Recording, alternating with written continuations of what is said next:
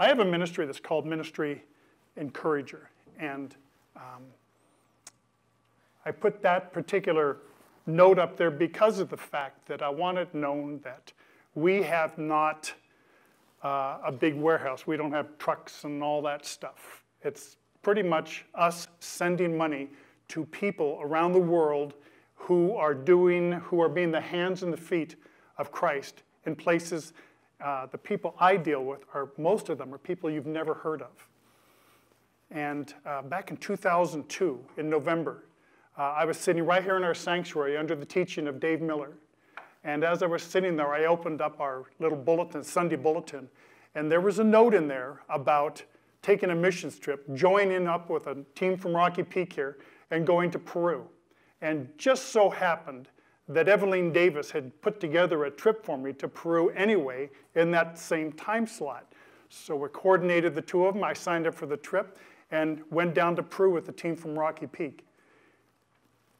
That particular trip I refer to as Damascus Road. If you remember in chapter 9 of Acts, what happened to Saul? Saul was walking on a road, and they used the word suddenly.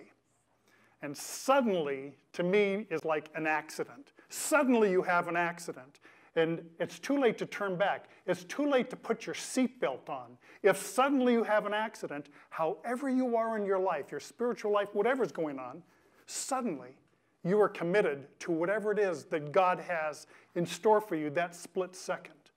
That happened to the Apostle Paul. It also happened to me. I'm minding my own business down in Peru, and we're going to be sharing the gospel with people. We're going to be going to doors. Now, only thing that comes to my mind is what we see here in America, where we have big, strong wooden doors with deadbolts and all that stuff, and people knock on the door, and you open the door, and they want to share something with you because we have such freedom of religion here. And it's probably somebody that you don't want to be talking to, and so these people are used to having a door slammed in their face just like that. So this is what I'm thinking of going to Peru. Never been on a missions trip before, never really gone to another country and evangelized before, so here I am. This is the area that I'm in this kind of an environment. This was the area that I was designated to. And they just don't send you out there all by yourself to speak English to Peruvian people. What they do is they send you with a translator. My translator, I happen to have two of them. One of them was from Peru. One of them was from Dallas, Texas, that I flew down there with.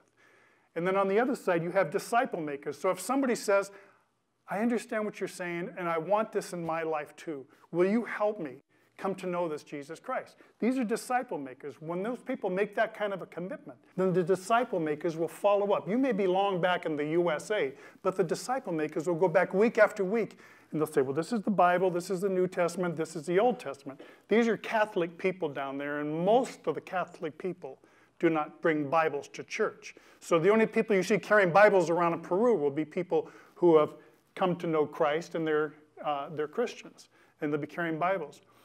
In my situation, what turned my life around, my Damascus Road, was right in one of these, right in this neighborhood here, right in front of one of these houses, and I was standing there talking with a woman, and my translator was right here. So what you have to do is you have to say something to the woman. Hello, my name is Jeff Nichols. This woman here goes, blah, blah, blah, blah, blah, like this, and then this woman goes, oh, okay, what do you want? And then she has to turn around, she'll translate it to you. It's a little bit confusing.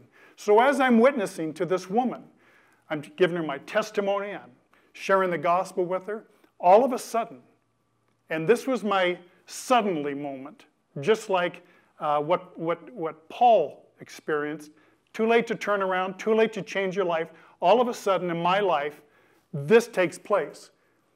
Now, this isn't really a photo of Jesus standing there. This is something that Greg put on top of my photographs. It's photoshopped into there, but we've done this so that you can get an understanding of what I saw, what impacted me, what changed my life from that sudden moment right then and there until this day. It's 10 years later.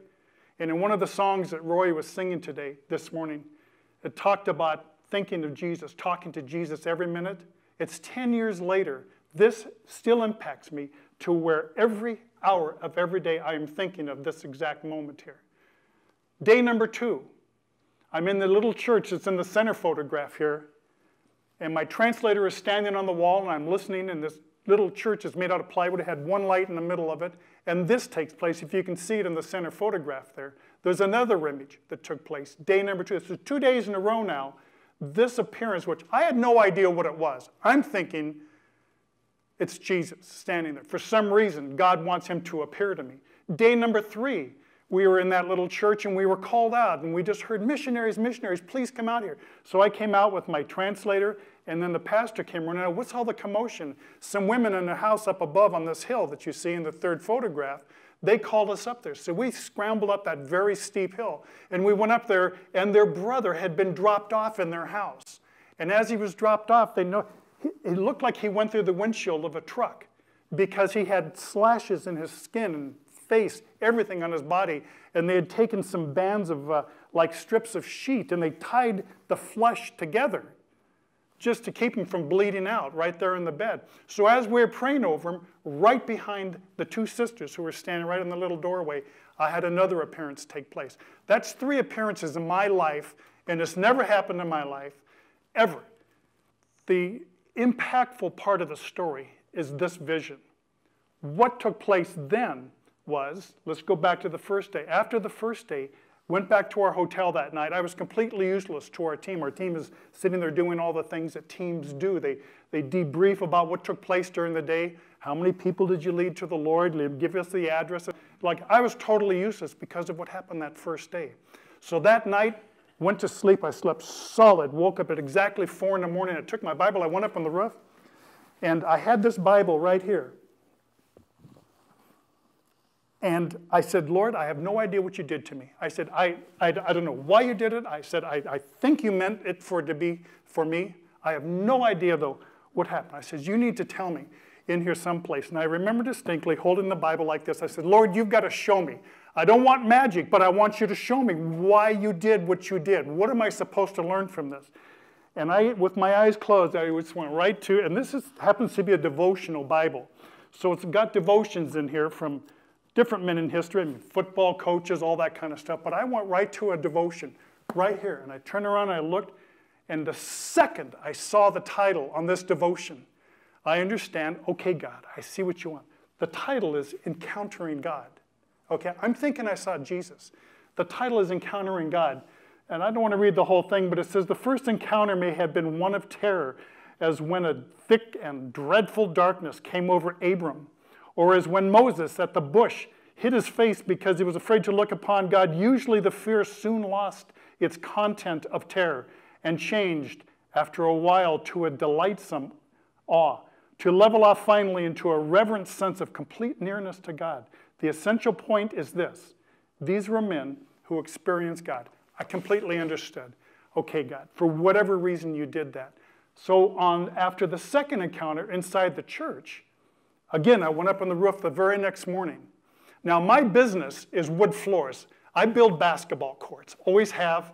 My wife and I have run a business since as soon as I got out of the military. We started a business. We still run it today. We're right down by Winnetka Theaters down here on Oso Street. And we've got a full-on business. Our guys are running full blast 6 days a week. And we build the floors that you see on TV, the Lakers and the Clippers and all of that stuff.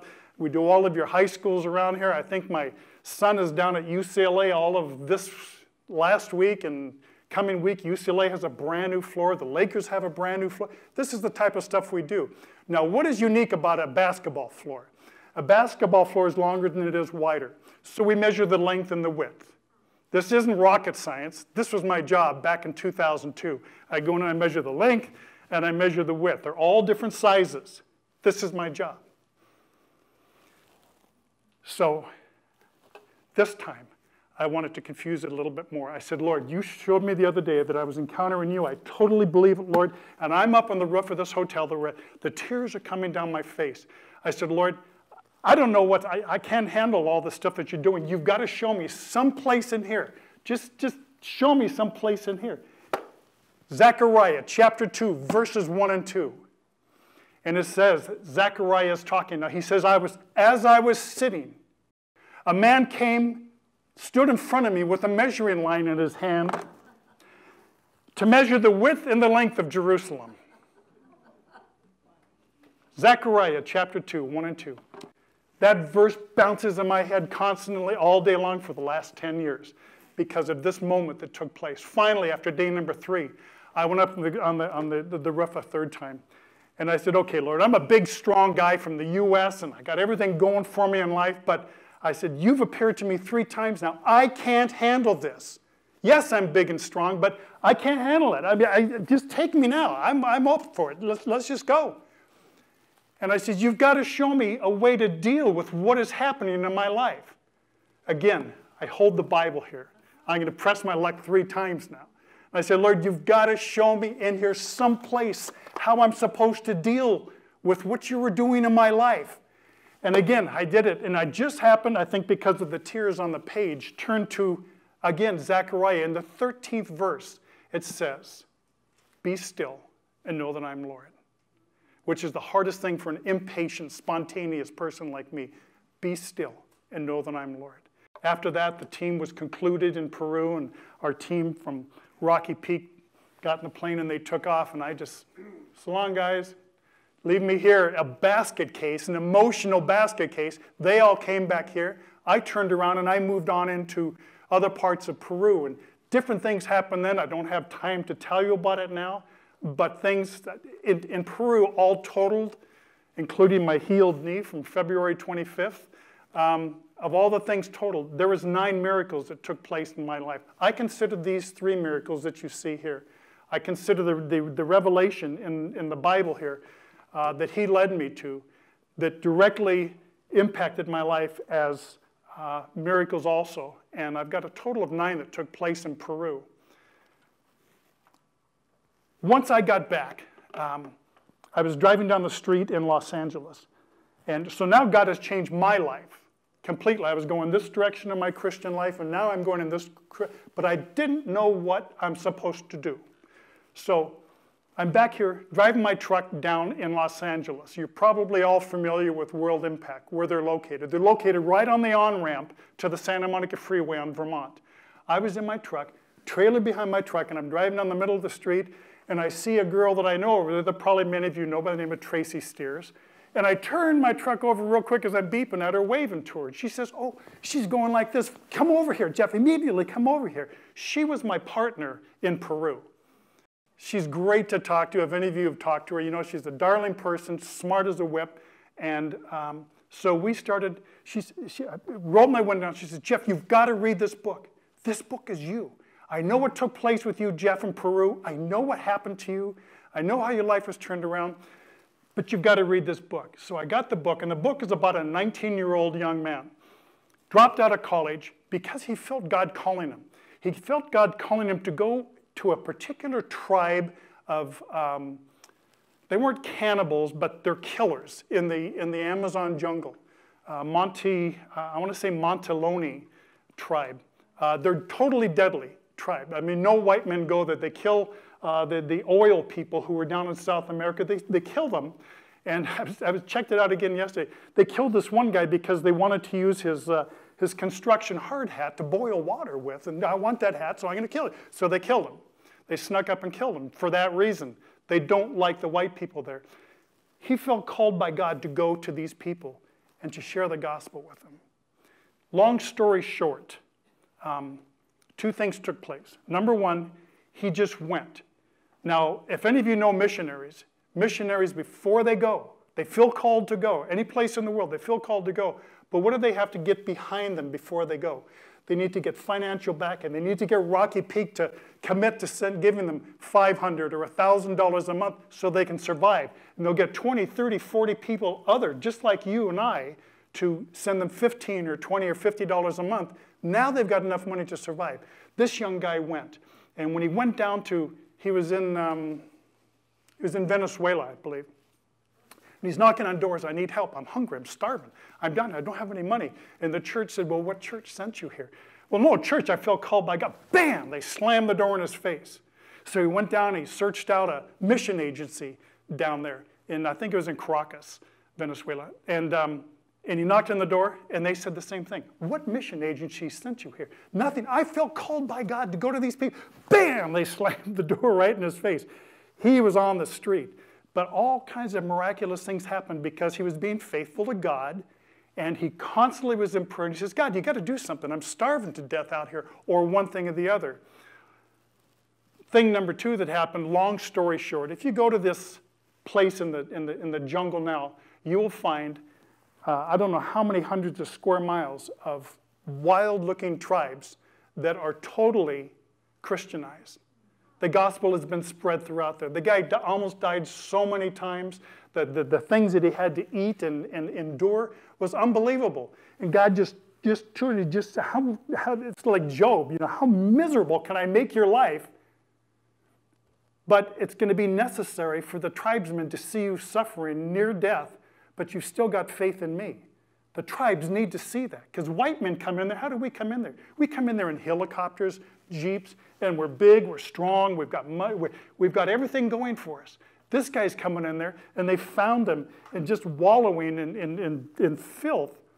And the tribes people brought him in and helped him to nurse him back far enough to kick him out of there. But then he befriended them.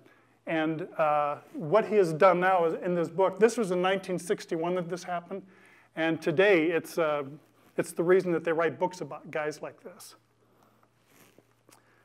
Next thing I've got here is God Thing Contacts. Okay, that's how Bruce Olson in the book Brusco started his life. So now Jeff needs to start his life in missions. I never thought of it as starting life. I just gradually got into these types of things, and I started meeting different types of people. God put them in front of me. One of the first things I got, there was a guy that came right here to Rocky Peak from and if any of you are familiar with mission, that is one of the nastiest, the most dangerous mission agencies in the world. Okay? I say that because of where they send their people.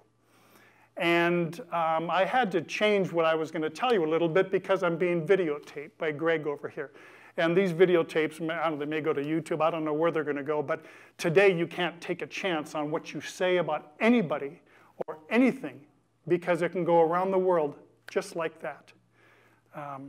So I'm going to be a little bit careful about this, but enough trains up people to take incredible risk for Christ. And the mission field for these people is the most dangerous in the world because of the types of places that they go. They deal primarily with Muslims. And so you can only imagine some of the testimonies of these people, but it's a great bunch of people that I got to meet some of them and see them in action, and they are unbelievable. And so the photograph on the left here is me it's up in the Himalayas, up close to the Kashmir area, up in the top of India and Pakistan over there.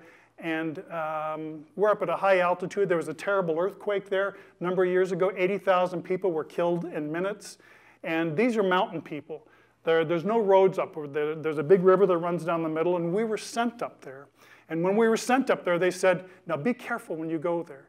Now, Flippers didn't send us there. I'm not even going to mention the name of the group that sent us there, but we were sent there by another group from Europe, all expenses paid. Just get up in the mountains because there's a window of opportunity. Usually you are not allowed in there, but there's a window of opportunity because this tremendous disaster, this tragedy that happened to the people. So they sent us up there. We had our backpacks. We were supposed to hike up. Turns out this helicopter happened to be sitting there idling and had some more room in it. So I got my group of 4 guys, and we got to get in the helicopter, and we got to go up.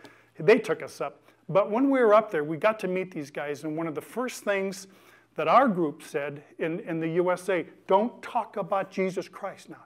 You're going to go up there. Just let them see how you act. Let them see what kind of a man you are.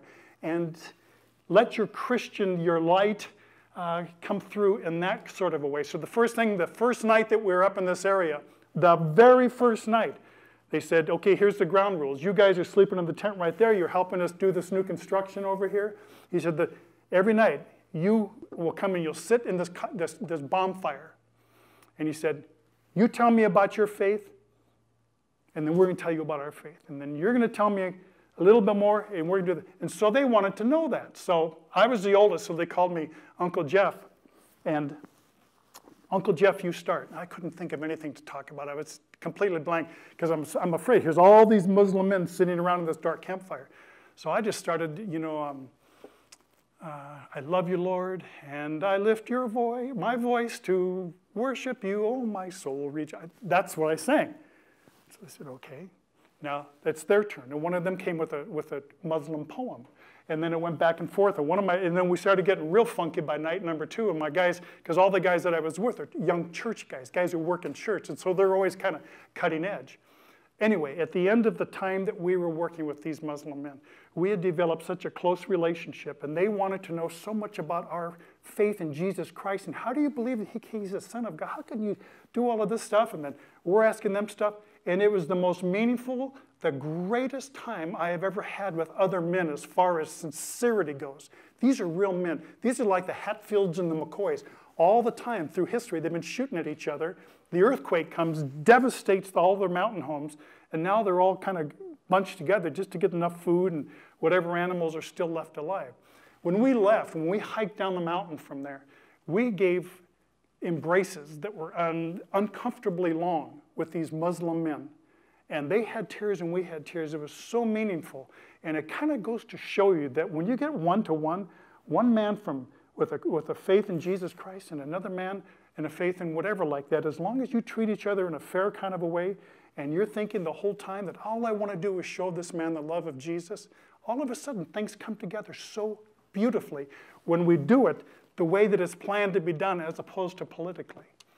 The other photograph there shows a man and a woman standing on a field. This is Jim and Tony Anderson. They're from a small town in Colorado. I started searching the internet. I felt my calling, ministry encourager, based on that book, Brusco, that there's people like that out there. I want to find who these people are out there, the little people, the people that don't have a mission agency behind them. So I started searching the internet, and what bothers me more than anything, because I love my grandchildren so much, what bothers me more than anything is children being mistreated. And Jim and Tony had kind of the same thing, but they just felt the calling of God and they went. So they're down in Peru, terribly underfunded. And so I'm searching the internet and I see this guy that hid their name, that they work with abused children, sexually abused, mentally abused, physically abused children. Turns out in Peru, they have the Peruvian Andes. If you're familiar with those, it's like our Sierra Nevadas. And the Peruvian Andes run all the way from Ecuador, down through Peru, all the way through Bolivia, and down through Chile. It's a huge mountain range with mountain peaks over 24, 25,000 feet high. And up in the mountain range, there is a people group, and the people group is called Quechua. And Quechuas are descendants of the Incas. Okay? They speak their own language. Quechua is not Spanish, even though they're in Spanish-speaking countries. The problem with the Quechua, the problem up there, is that there's no reason for any of you to go there. No reason for any of you to go there, because there's nothing up there. But freezing cold, mud houses, very small little villages where all the people are very tight. They know everybody in the villages. That's unfortunate. The other unfortunate thing is, being as there's none of us up there, being as there's no people from the outside Western world up there, anything can happen up there and no one's going to tell about it. Turns out that there is an incest rate, and I've checked this out with some Wycliffe missionaries. There's an incest rate in the Peruvian Andes with these people of about 90%. Okay? And they work with the children who come out of there. This is, I'm going to get back to that in just a minute. One of the other things I just felt called to do, the other thing that bothers me, along with children being abused, is people sitting idle who want to work and can't work. That really bothers me. It bothers me here in the U.S., but we do have safety nets here. I know politically that's a sore topic, but we do have safety nets here. First safety net that we have here is we have clean drinking water. You can go to a hose in your front yard and you can drink the water and you can live off it for the rest of your life.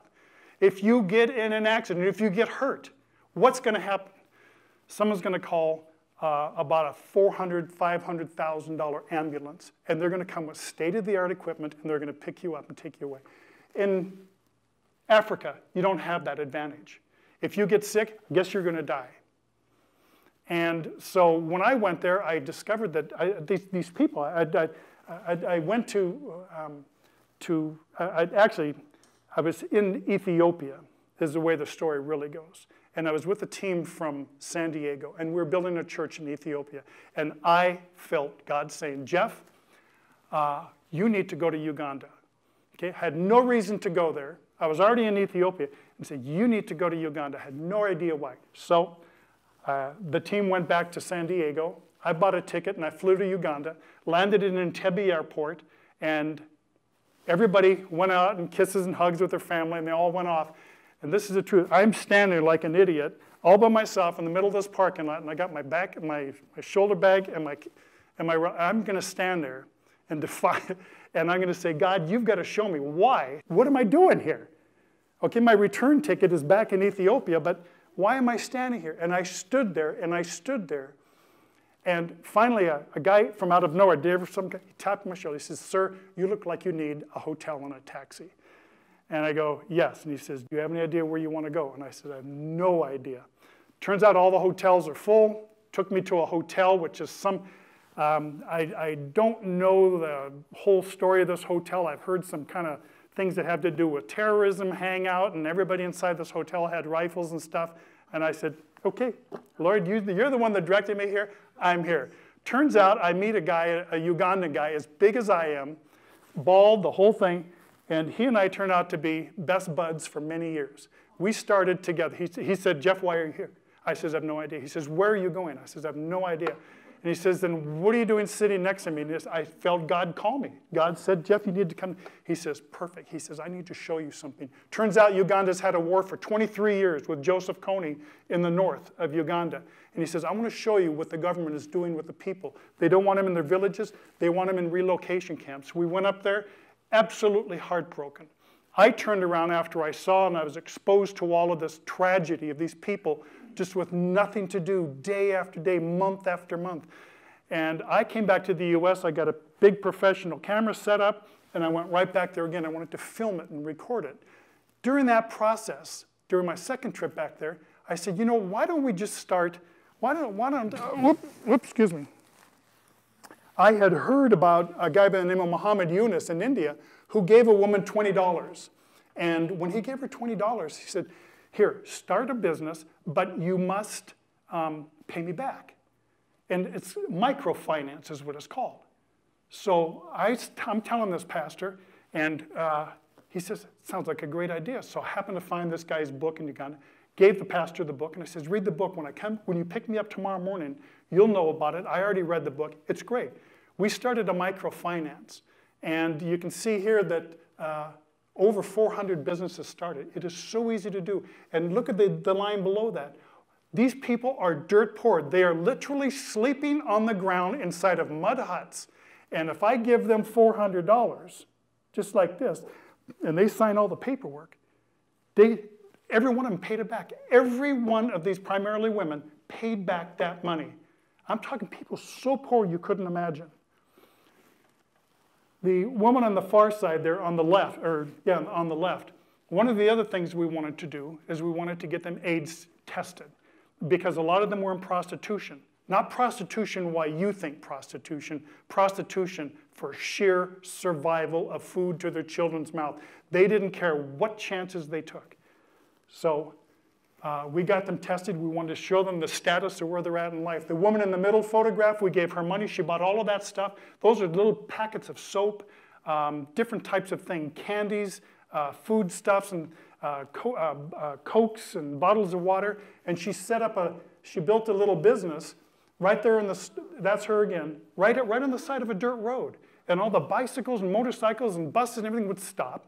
And she paid her loan back right exactly on time. The woman on the other end is Rebecca, turned out to be a fun friend there. We got her out of prostitution. We got her tested, said, here's money, start a cell phone business. She started selling these cell phones. Did great, paid her loan back 100%.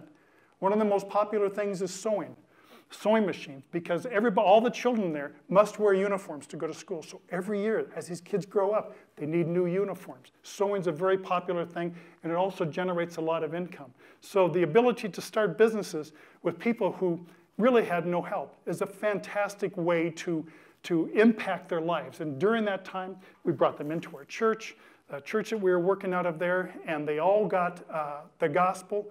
And for the whole time that we were with them there, they were at least attending church services with us. Now, this whole thing of prostitution really upset me. My daughter went with me there. I took her to Ethiopia, and then we flew over to Uganda after that. And we're sitting in this pastor's house one night, and he's talking about a dowry. And a dowry, as you know, is that what some man paid for your hand. You know, the man wants to marry you, and is that how it goes? Yeah, and he has to pay the woman's father the money for the wife. So we're talking about dowries, and we started talking about this and that, and he's saying, yeah, even women who leave their husbands must pay that dowry back to the husband. It's kind of convoluted, but even though she leaves him, she hasn't got any money, and many of them go into prostitution. So I said, what do you mean prostitution? So I said, he said, well, they've got nothing. They have absolutely nothing but their bodies, and they've got kids someplace, and they've got to take care of them.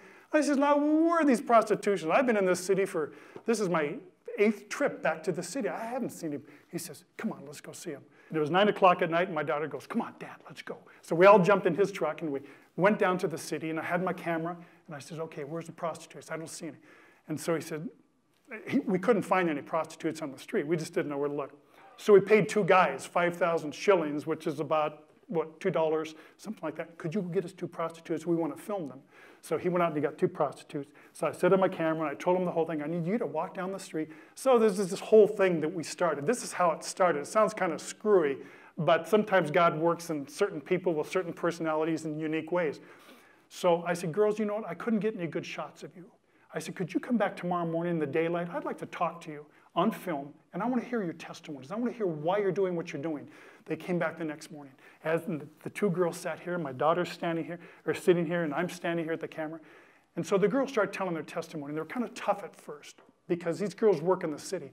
And then all of a sudden, my daughter says, well, how do you have you got 3 kids. How does that happen? You're so young. You're in your early 20s. She says, well, because 2 of them are my brothers and sisters. Like, why are you taking care of your brother? She says, well, because the rebels came and we had to watch them with a hatchet kill my mom and dad. And so she continued the story. And my daughter starts crying. And when my daughter started crying, the girl started crying. When the girl started crying, I started crying. All 4 of us just sat there with the tears that just coming down. We couldn't believe it. I shut my camera off. I was so embarrassed to have the audacity to film a tragic testimony like this. I was just furious that God put me in that position. And so what we started doing after that is we started this whole microfinance even more earnestly. We went way out of our way to find the girls at any place possible, even put them into a business. If we help this man start a business, then we'll give you the money to start, but you need to bring in 2 girls off the street and guarantee them for a certain period of time, your whole loan period, that you'll give them a job. So now the girls have honest money coming in. But I was also upset at the fact that AIDS is spreading the way that it's spreading. And so this upset me. So on my next trip, I came back and I scheduled a trip. About 2 months later, I went back to Uganda and I said, I want to see how are they spreading AIDS. I know the physical contact.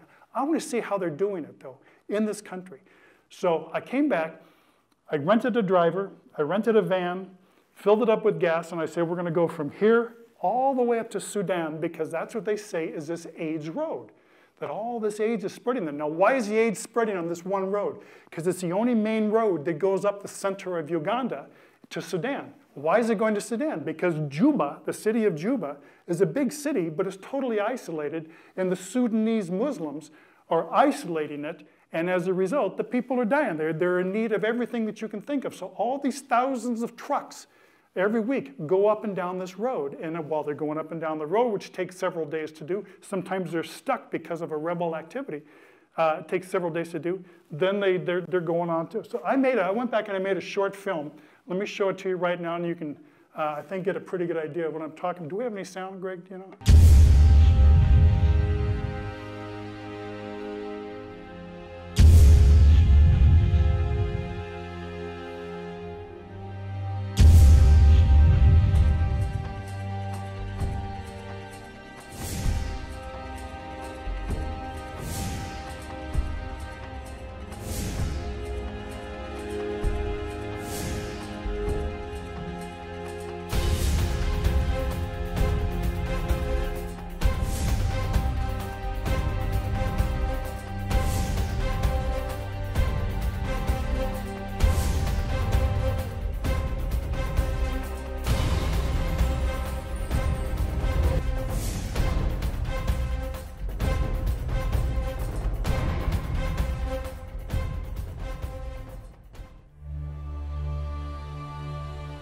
Ladies and gentlemen, it is 2009 and still the fastest growing area of AIDS in the world is right up under the center of southern Africa.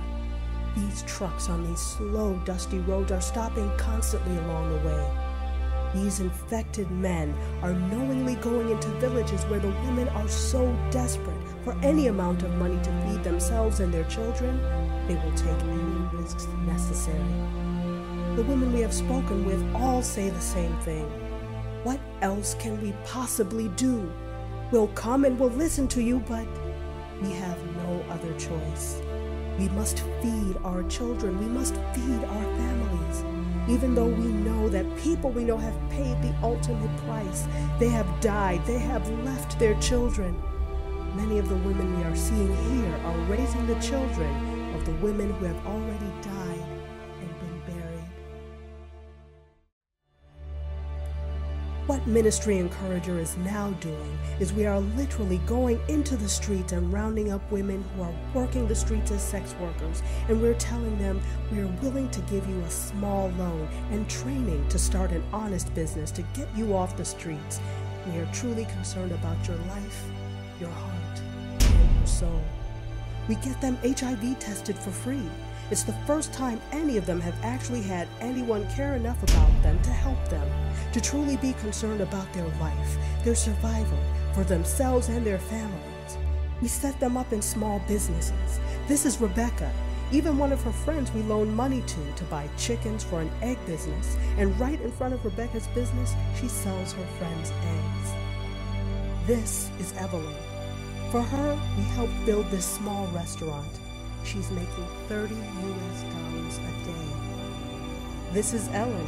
She now has the cleanest little stationery in town.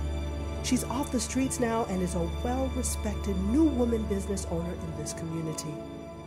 Those women who are still coming to us, we can't loan the money because we just don't have enough, so they're making jewelry to be sold. As our program becomes more well-known in this part of the African continent, more and more women are coming in. Ladies and gentlemen, we are asking for your financial help to come alongside us.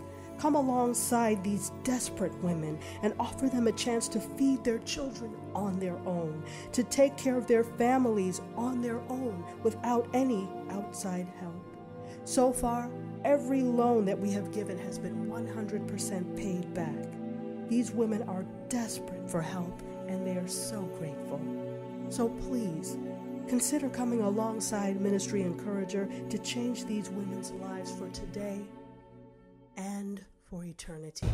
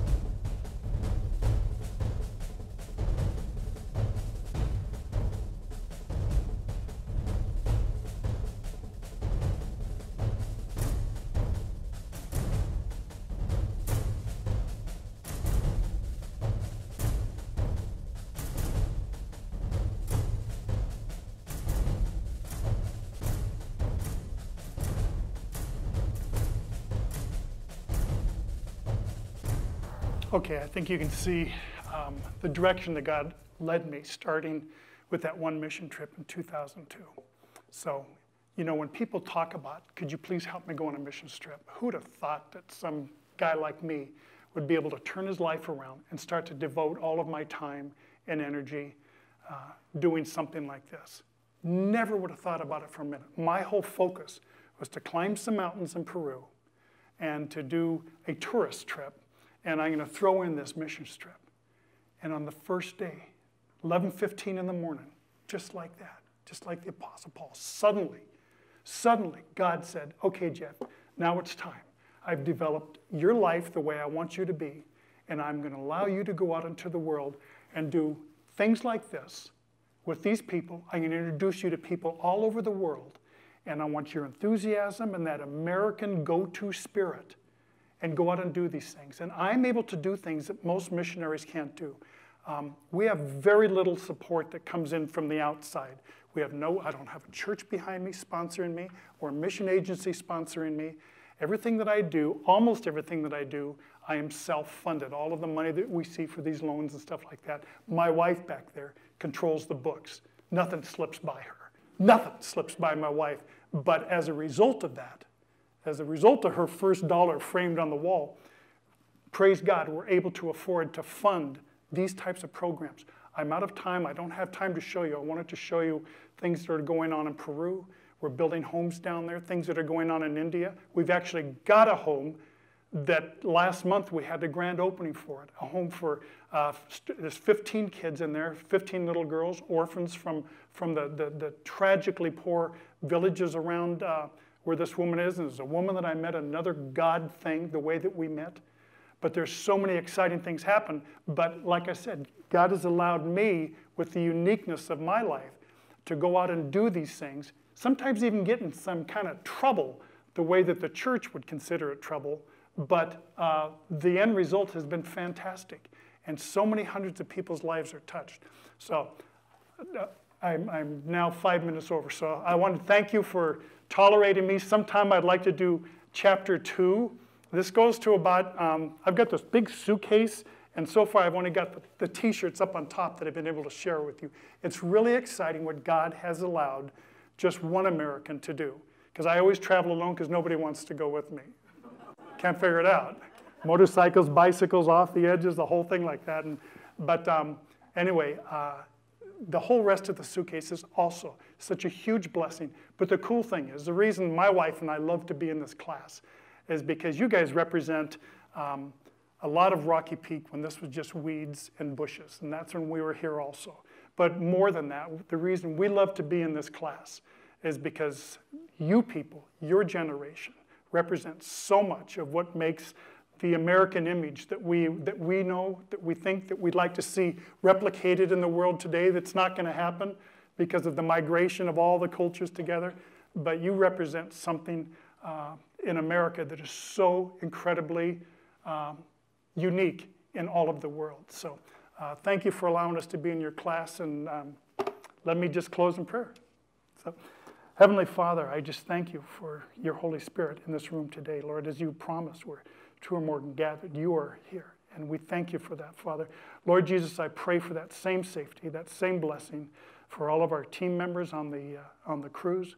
But Father, I thank you for how you've taken this class, the people, the individuals in this class, Lord, and you've blessed so much of our American cultures, so much of our American mission involvement around the world because of people in this class. And Lord, most of all, I just ask that as we leave this place today, as we go out and we move through the city of Los Angeles, Lord, that everything that we say and everything that we do will bring glory to your Father. In Jesus' name, amen. Thank you.